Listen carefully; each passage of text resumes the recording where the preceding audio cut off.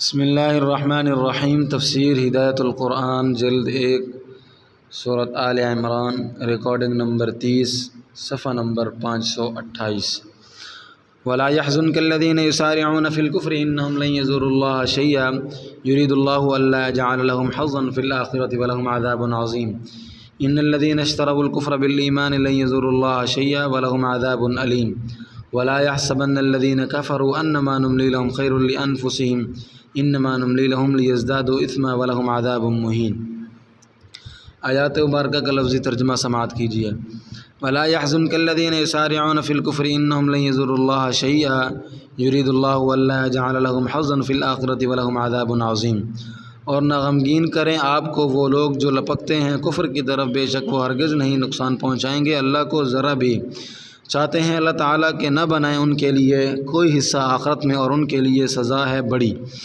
ان الذين اشتروا الكفر بالایمان لن يضروا الله شيئا، بے شک جو لوگ بدلتے ہیں کفر کو ایمان سے ہرگز نہیں نقصان پہنچائیں گے اللہ کو ذرا بھی۔ ولهم عذاب علیم، اور ان کے لیے سزا ہے دردناک۔ ولا يحسبن الذين كفروا انما نملي لهم خير لانفسهم انما نملي لهم ليزدادوا اثما ولهم عذاب مہین۔ اور نہ خیال کریں وہ لوگ جنہوں نے اسلام قبول نہیں کیا کہ جو مہلت دے رہے ہیں ہم ان کو بہتر ہے ان کے لیے سو اس کے نہیں کہ ہم مہلت دے رہے ہیں ان کو تاکہ بڑھ جائیں وہ گناہ میں، اور ان کے لیے سزا ہے رسوا کن۔ مختصر ترکیب: انما ان الگ ہے، ما موصولہ صلہ کے ساتھ اس کا اسم ہے، خیر خبر ہے، قرآنی رسم الخط میں دونوں کو ملا کر لکھا گیا ہے۔ کافروں کی کارروائیوں سے اسلام کی ترقی رک نہیں سکتی۔ اب غزوہ احد کے متعلقات کا بیان ہے۔ پہلی 2 آیتوں میں نبی صلی اللہ علیہ وسلم کی تسلی فرمائی ہے، اور تیسری آیت میں کافروں کے خلجان کا جواب ہے۔ مکہ مکرمہ کے 13 سال بہت کٹھن گزرے ہیں۔ چند 100 آدمیوں نے اسلام قبول کیا تھا، پھر ہجرت کے بعد صورتحال بدلی، اسلام کی اشاعت عام ہوئی، مگر اہل مکہ مدینہ پر چڑھ آتے تھے اور وہ اسلام کو بے خبن سے اکھاڑ دینا چاہتے تھے۔ احد کی جنگ میں صورتحال نازک ہو گئی تھی۔ یہ صورتحال نبی صلی اللہ علیہ وسلم کے لیے تشویشناک ہو سکتی تھی، اس لیے 2 آیتوں میں نبی صلی اللہ علیہ وسلم کو تسلی دیتے ہیں کہ آپ صلی اللہ علیہ وسلم فکر نہ کریں، اسلام کا مستقبل روشن ہے۔ لوگ اگرچہ کفر کی طرف لپک رہے ہیں مگر اس سے اللہ کے دین کا ذرا نقصان نہیں ہوگا۔ جلدی وہ دن آئے گا کہ لوگ فوج در فوج اسلام میں داخل ہوں گے، اور جو لوگ کفر میں پیر پسار رہے ہیں وہ اللہ تعالیٰ ان کو ڈھیل دے رہے ہیں۔ یہ بات اس لیے ہے کہ اللہ تعالیٰ چاہتے ہیں کہ ان کا آخرت میں کوئی حصہ نہ ہو اور وہ بڑے عذاب سے دوچار ہوں۔ اور سنو، جو لوگ اسلام قبول نہیں کر رہے اس کے عوض کفر کو خرید رہے ہیں، وہ اسلام کی ترقی کو روک نہیں سکتے۔ اسلام کا پھیلنا مقدر ہے، وہ تو پھیل کر رہے گا، اور مخالفین منہ کی کھائیں گے، ان کو آخرت میں دردناک عذاب سے سابقہ پڑے گا۔ ولا يحزنك الذين يسارعون في الكفر انهم لن يضروا الله شيئا يريد الله الا يجعل لهم حظا في الاخره ولهم عذاب عظيم ان الذين اشتروا الكفر بالايمان لن يضروا الله شيئا ولهم عذاب اليم۔ ترجمہ: اور آپ صلی اللہ علیہ وسلم کو غمگین نہ کریں وہ لوگ جو کفر کی طرف لپک رہے ہیں، بے شک وہ اللہ تعالیٰ کے دین کو ذرا نقصان نہیں پہنچا سکتے۔ اللہ تعالیٰ چاہتے ہیں کہ آخرت میں ان کا کوئی حصہ نہ ہو، اور ان کے لیے بڑی سزا ہے۔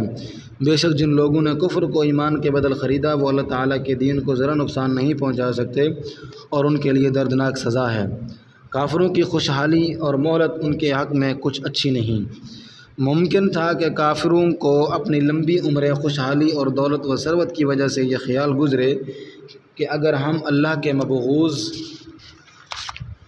ناپسندیدہ بندے ہوتے تو ہمیں مہلت کیوں دی جاتی، اور ہم ایسی اچھی حالت میں کیوں ہوتے۔ اس کا جواب دیتے ہیں کہ یہ مہلت دینا ان کے حق میں کچھ بھلی بات نہیں ہے۔ ان کو یہ مہلت اس لیے دی جا رہی ہے کہ وہ خوب گناہ سمیٹیں اور کفر پر مریں۔ ان کے ذلیل و خوار کرنے والا عذاب تیار ہے۔ ولا يحسبن الذين كفروا انما نملي لهم خير لانفسهم انما نملي لهم ليزدادوا اثما ولهم عذاب مہین۔ ترجمہ: اور ہرگز خیال نہ کریں وہ لوگ جنہوں نے اسلام قبول نہیں کیا کہ ہم جو ان کو مہلت دے رہے ہیں وہ ان کے حق میں بہتر ہے، ہم ان کو صرف اس لیے مہلت دے رہے ہیں کہ وہ گناہوں میں بڑھ جائیں، اور ان کے لیے رسوا کن عذاب ہے۔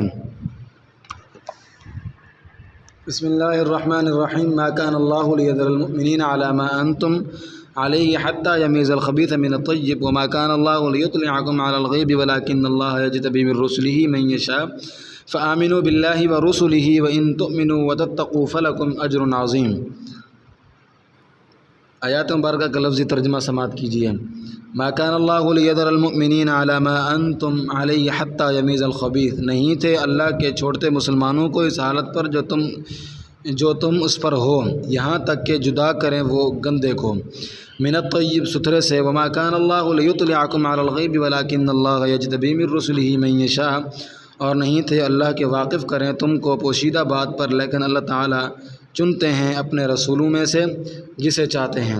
فآمنوا باللہ ورسلہ وإن تؤمنوا وتتقوا فلکم اجر عظیم، پس ایمان لاؤ اللہ پر اور اس کے رسولوں پر، اور اگر ایمان لائے تم اور پرہیزگار رہے تو تمہارے لیے ثواب ہے بڑا۔ اللہ تعالیٰ کو یہ منظور ہے کہ مسلمانوں کو بھی آزمائش سے گزارا جائے تاکہ کھرا کھوٹا جدا ہو جائے۔ گزشتہ آیت میں فرمایا تھا کہ خوشحالی اور مولت کفار کے حق میں بہتر نہیں، اب اس کی برعکس صورت بیان فرماتے ہیں کہ اگر مسلمانوں کو مصائب اور ناخوشگوار واقعات پیش آئیں جیسے جنگ احد میں پیش آئے تو یہ اس بات کی دلیل نہیں کہ وہ اللہ کے ناپسندیدہ بندے ہیں، یہ حالات تو خاص مصلحت میں پیش آتے ہیں۔ اللہ تعالیٰ کو یہ منظور ہے کہ مسلمانوں کو بھی آزمائش سے گزارا جائے تاکہ مخلص مسلمان اور منافق جدا ہو جائیں۔ مسلمان اس وقت رلے ملے ہیں، مخلص اور منافق میں امتیاز نہیں۔ منافق بھی کلمہ پڑھ کر دھوکہ کے لیے مسلمانوں میں شامل رہتے ہیں، اس لیے ضروری ہے کہ ایسے واقعات اور حوادث پیش آئیں جو کھرے کھوٹے سے اور پاک کو ناپاک سے کھلے طور پر جدا کر دیں۔ اس کے بعد آیت میں ایک سوال کا جواب ہے۔ سوال: اللہ تعالیٰ کے لیے آسان تھا کہ تمام مسلمانوں کو بدون امتحان میں ڈالے منافقوں کے ناموں اور کاموں سے مطلع کر دیتے، پھر ایسا کیوں نہیں کیا؟ سب کو آزمائش کی بھٹی میں کیوں ڈالا؟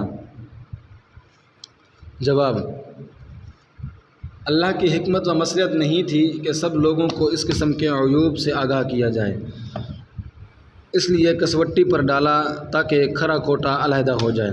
ہاں، وہ اپنے رسولوں کا انتخاب کر کے جس قدر غیوب کی اطلاع دینا مناسب ہوتا ہے دیتے ہیں، مگر عام لوگوں کو بلا واسطہ اس کی اطلاع نہیں دیتے۔ چنانچہ نبی صلی اللہ علیہ وسلم کو اللہ نے منافقین کے نام بتا دیے تھے، اور آپ صلی اللہ علیہ وسلم نے حضرت حذیفہ بن یمان رضی اللہ تعالیٰ عنہ کو بتائے تھے اور ان کو دوسروں کو بتانے سے منع کیا تھا، اور آخر میں فرمایا کہ اللہ کا جو خاص معاملہ رسولوں سے ہے وہ پاک و ناپاک کو جدا کرنے کی نسبت سے جو اللہ تعالیٰ کی عادت ہے اس میں زیادہ کاوش کی ضرورت نہیں۔ مسلمان کا کام یہ ہے کہ اللہ و رسول کی باتوں پر کامل یقین رکھے، تقوی و پرہیزگاری پر قائم رہے، یہ کر لیا تو سب کچھ کما لیا۔ ماخوذ فوائد آیت: اللہ تعالیٰ ایسے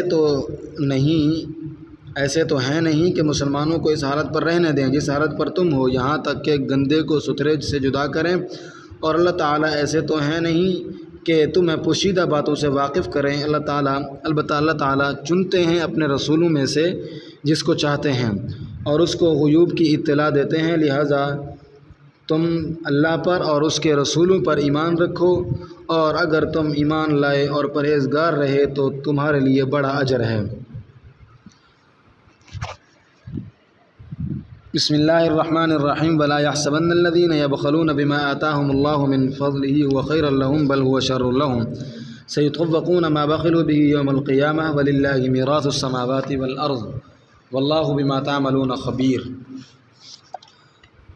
لفظی ترجمہ سماعت کیجیے۔ ولا يحسبن الذين يبخلون بما آتاهم الله من فضله هو خيرا لهم، اور ناگمان کریں وہ لوگ جو بخیلی کرتے ہیں اس مال میں جو دیا ان کو اللہ نے اپنی مہربانی سے کہ وہ بہتر ہے ان کے لیے، بل هو شر لهم، بلکہ وہ بدتر ہے ان کے لیے۔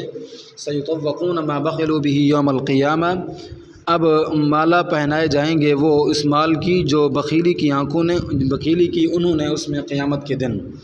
وَلِلَّهِ مِيرَاثُ السَّمَاوَاتِ وَالْأَرْضِ وَاللَّهُ بِمَا تَعْمَلُونَ خَبِيرٌ، اور اللہ ہی کے لیے متروکہ چھوڑا ہوا آسمانوں اور زمین کا، اور اللہ تعالیٰ ان کاموں سے جو تم کرتے ہو پورے باخبر ہیں۔ مختصر ترکیب: ہوا خیراً مفعول ثانی ہے اور ہوا ضمیر فصل ہے، ما ای بما طوقہ بغیر صلہ کے بھی مستعمل ہے۔ میراث اسم ہے، میت کا ترکہ جمع مواریث، جس مال کے حقوق واجبہ ادا نہیں کیے گئے اس مال کی قیامت کے دن مالا پہنائی جائے گی۔ صورت عیسائیوں کے تذکرہ سے شروع ہوئی ہے، پھر غزوہ احد کی تفصیلات آئیں، اب کچھ یہود کا تذکرہ کرتے ہیں۔ ان کا معاملہ بہت مضرت رساں اور تکلیف دہ تھا، منافقین بھی اکثر انہی میں سے تھے، اور گزشتہ آیت میں بیان کیا ہے کہ اللہ تعالیٰ خبیث کو طیب سے جدا کر کے رہیں گے۔ یہ جدائی جانی و مالی جہاد کے وقت ظاہر ہوتی ہے۔ جہاد کے لیے مال خرچ کرتے وقت بھی کھرا کھوٹا اور کچا پکا صاف ظاہر ہو جاتا ہے۔ اس لیے اب ایک آیت میں یہ بات بیان کی ہے کہ یہود و منافقین جہاد کے لیے خرچ کرنے سے بھاگتے ہیں۔ مال خرچ کرنے سے بھی ان کو موت آتی ہے، لیکن جس طرح جہاد سے پیچھے رہ کر چند روز کی مہلت پا لینا بہتر نہیں، اسی طرح مال میں بخیلی کرنا اور راہ خدا میں خرچ نہ کرنا بھی بہتر نہیں۔ دنیا میں کوئی مصیبت نہ بھی آئے تو قیامت کے دن جمع کیا ہوا مال عذاب کی صورت میں ظاہر ہوگا اور ان کے گلے کا ہار بن کر رہے گا، اور زکوٰۃ وغیرہ حقوق واجبہ ادا نہ کرنے میں بھی یہی سزا ملے گی۔ نبی صلی اللہ علیہ وسلم نے فرمایا، جس کو اللہ نے مال دیا پھر اس نے مال کی زکوٰۃ ادا نہیں کی، اس کا مال قیامت کے دن ایک گنجے سانپ کا پیکر شکل اختیار کرے گا، جس کی آنکھوں پر 2 سیاہ نقطے ہوں گے۔ وہ قیامت کے دن اس کے گلے کا طوق بن جائے گا، پھر اس کی دونوں باچھیں پکڑے گا اور کہے گا، میں تیرا مال ہوں، میں تیرا خزانہ ہوں۔ پھر نبی صلی اللہ علیہ وسلم نے یہ آیت پڑھی، بخاری شریف حدیث 1403۔